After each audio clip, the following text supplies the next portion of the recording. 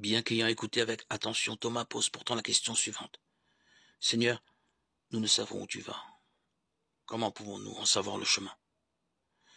De nos jours, cette question est encore très actuelle. Il y a tant de religions et de tendances religieuses qui prétendent devenir la vérité. Le Seigneur Jésus ne dit pas que telle ou telle religion est le chemin, mais il déclare sans équivoque « Je suis le chemin, la vérité et la vie. Nul ne vient au Père que par moi. » Ainsi, il n'y a que deux possibilités. Accepter Jésus, le seul chemin permettant d'hériter la vie éternelle. Ou alors, refuser Jésus pour choisir une des nombreuses fausses routes et ainsi être perdu éternellement. Quel est votre choix? Nous ne pouvons venir au Père Céleste que par Jésus-Christ, le Fils de Dieu. Une religion quelconque ne peut pas nous sauver. Ne dites pas « chaque religion a quelque chose de bon ». Le Seigneur Jésus est le seul chemin. La Bible nous dit « Il n'y a de salut en aucun autre, car il n'y a sous le ciel aucun autre nom qui ait été donné parmi les hommes par lequel nous devrions être sauvés. » Acte 4, 12. Aucune église, aucune communauté ou secte ne peut apporter le salut. Seul Jésus-Christ peut le faire.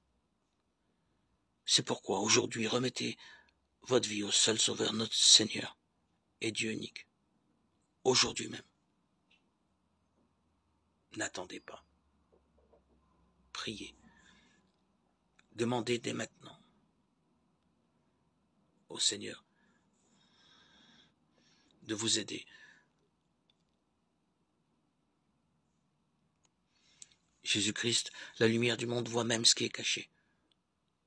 Confessez-lui vos péchés afin qu'ils soient dévoilés. Le sang de Jésus-Christ nous purifie de tout péché. 1 Jean 1,7. Jésus vous offre la nouvelle naissance. Le Saint-Esprit vous donne la certitude que vous êtes sauvé et devenu enfant de Dieu. Choisissez dès aujourd'hui, dès maintenant, ici même, le vrai chemin, le Seigneur Jésus-Christ. Remettez-lui toute votre vie. Il peut vous rendre vraiment heureux à ce moment même.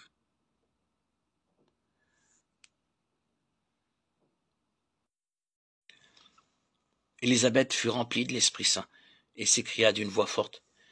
Tu es bénie entre toutes les femmes, et le fruit de tes entrailles est béni. Heureuse, celle qui a cru à l'accomplissement des paroles qui lui furent dites de la part du Seigneur. Luc 1, 41-45. Élisabeth, tu caches au regard ta grossesse inespérée, mais tu proclames d'une voix forte ce que l'Esprit t'inspire. Sais-tu que tu es en train d'inventer la prière des pauvres et des humbles? Ou plus exactement, tu lui donnes forme en complétant la parole de l'ange Gabriel. Comme il est juste et beau que le ciel et la terre soient à l'unisson pour remercier celle qui par son oui a permis la venue du Fils de Dieu parmi les hommes. Mais tu vas plus loin, Élisabeth.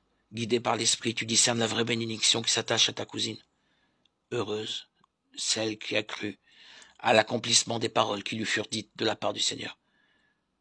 Oui, Marie est d'abord une croyante, une fille d'Israël. Sa foi répare en quelque sorte l'antique méfiance du premier couple qui avait douté de la bienveillance divine. Oui, la foi est source de bonheur, du seul bonheur durable et profond. Oui, le Seigneur accomplit sa promesse.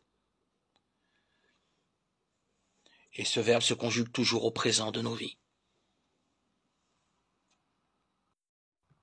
Nous devons toujours nous souvenir de cela. Jésus prie pour moi. Il prie maintenant devant le Père et il lui montre ses plaies afin que le Père puisse voir le prix de notre salut, c'est-à-dire l'amour qu'il a pour nous. En ce moment, chacun de nous pense, et maintenant Jésus est-il en train de prier pour moi? Oui, c'est une certitude que nous devons avoir.